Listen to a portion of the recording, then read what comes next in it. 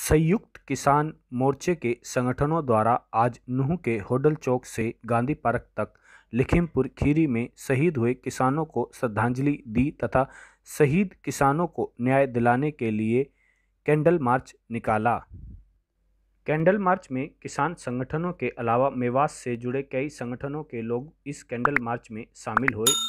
आइए सुनाते हैं क्या कहना है समाज सेवी रमजान चौधरी का इस पूरे प्रोटेस्ट को लेकर।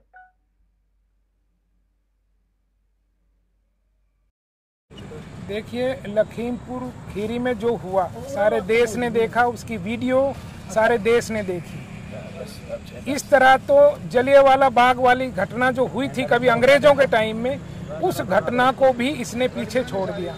वहाँ विदेशियों का राज था तो उनको अपनाइयत हमारे कस्टम्स रीति रिवाजों का पता नहीं होगा और उनको हमारी वैल्यू और सिद्धांतों का नहीं पता होगा। लेकिन आज जो फांसीवादी ताकतें सत्ता में बैठी हुई हैं और उनको गुरूर हो चला है कि हम जो चाहेंगे वो कर लेंगे, चाहे हम कुछ, जिस तरह उन्होंने चैलेंज देकर कहा कि हम लखीमपुर खीरी में घुसने नहीं देंगे, भगा देंगे, यहाँ पर ठहरने नहीं देंगे, यहाँ पर कोई विरोध प्रदर्शन नहीं करने देंगे, और जिस तरह से उन्होंने चैलेंज देकर ये सब किया। और ये कोई मामूली आदमी नहीं था, ये देश के गृह मंत्री का बेटा, और गृह मंत्री ने बोलकर कहा कि हम ऐसा कर देंगे और 3 तारीख को उन्होंने ऐसा कर दिखाया। ये बहुत अफसोसजनक, चिंताजनक, मायूसकुन करने वाली घटना है।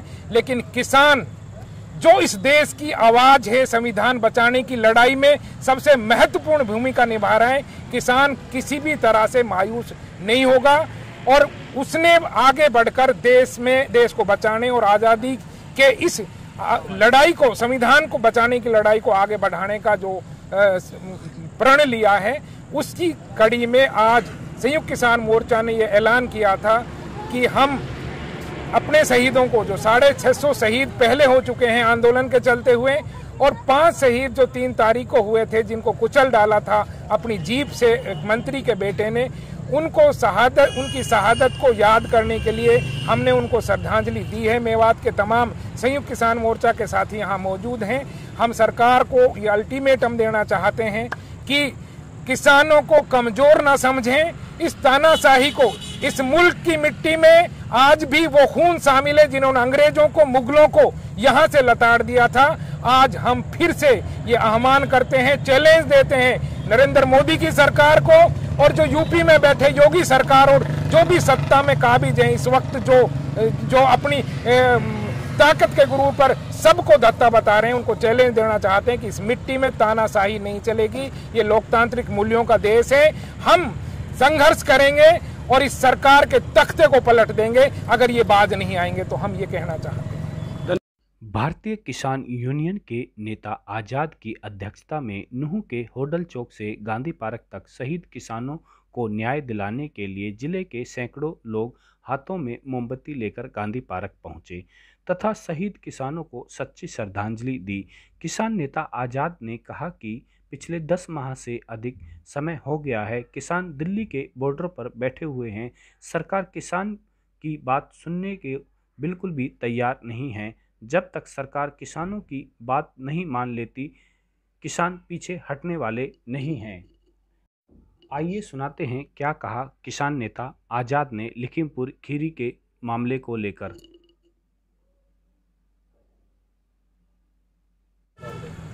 देखो जी, बिल्कुल जो हमारे किसान शहीद हुए हैं उनकी सच्ची श्रद्धांजलि दी गई। आज बहुत दुख की घड़ी है। आज वो किसान को ज़्यादा दुख है, शायद सरकार को मुझे नहीं लगता कि है कि नहीं उनको दुख, इसलिए हमने श्रद्धांजलि, और संयुक्त किसान मोर्चे का फैसला है कि उसकी कलश यात्रा भी निकलेगी। बाकी मैं आज आपके माध्यम से ये कहना चाहता हूँ, गृह राज्य मंत्री का इस्तीफा बहुत ज़रूरी है और उसका इस्तीफा होने के तुरंत बाद उसको जेल में डालना बहुत ज़रूरी है। अगर एक बाप अपनी औलाद को इस तरह के संस्कार सिखाएगी, एक मंच के माध्यम से, माइक पे, मतलब इतना पावर के साथ वो बैठा है उस पद पे, और फिर अपनी औलाद के सामने ये कहता है कि हम 2-3 दिन में, हमारा इतिहास ये पहले क्या था, अभी हम मंत्री नहीं, ये नहीं, वो नहीं, हम पहले से ही, हम तो मतलब एक गुंडा अपना आपको बता रहा था वो।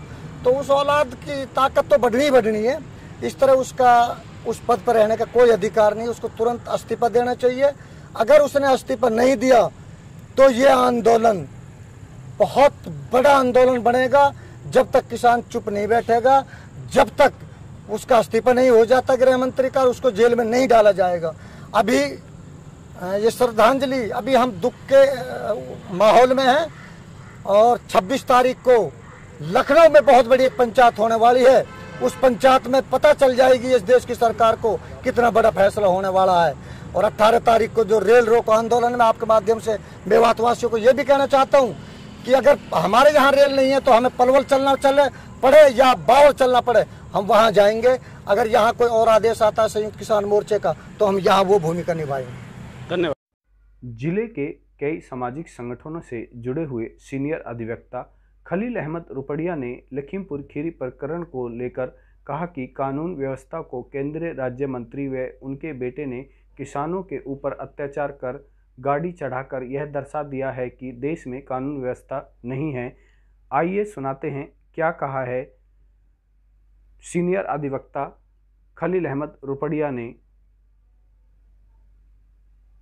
अधिवक्ता होने के नाते हम देखते हैं कि कानून व्यवस्था को जो केंद्रीय राज्य मंत्री और उसके बेटे ने किसानों के ऊपर अत्याचार करके और गाड़ी चढ़ाकर ये दर्शा दिया है कि कानून व्यवस्था देश में नहीं है। दूसरी बात ये कि किसानों के साथ जो अत्याचार हुआ है, जिनको कुचला गया है, अननेसेसरी मारा गया है, तो ये कुचक्र अभी से नहीं, जब से ही किसान यूनियन का काम चल रहा था तब से ही चल रहा है। ऐसे मंत्री को अपने मंत्री पद पर रहने का कोई शोभा नहीं देता और उसके लड़के को सख्त से सख्त सजा दी जाए। और ये देश में जो अशांति फैला रही है सरकार, उस शांति बहाल करने के लिए गांधी जी ने अहिंसक धर्मों पर्वों का नारा दिया था, उसके तहत ये हिंसक घटनाएं इस देश में हो रही हैं। एक तरफ तो गोडसे के तरफ ध्यान देते हैं, दूसरी तरफ गांधी को माला भी पहनाते हैं। ये इनका दोहरा चरित्र है। इस दोहरा चरित्र को समाप्त करने के लिए किसान यूनियन एकजुट है और देश में एक क्रांति आएगी और इनके खिलाफ कार्रवाई होगी और गलत जो कानून है वो ख़त्म होंगे और देश फिर किसानों के साथ खड़ा हो जाएगा और इनके जो मंसूबे हैं वो खत्म हो जाएंगे। लखीमपुर खीरी प्रकरण के मामले में जिले के किसान संगठनों व सामाजिक संगठनों द्वारा आज जिस तरह से कैंडल मार्च निकालकर शहीद हुए किसानों को अपनी सच्ची श्रद्धांजलि दी है, इससे साफ जाहिर होता है कि किसान अब पीछे हटने वाले नहीं हैं।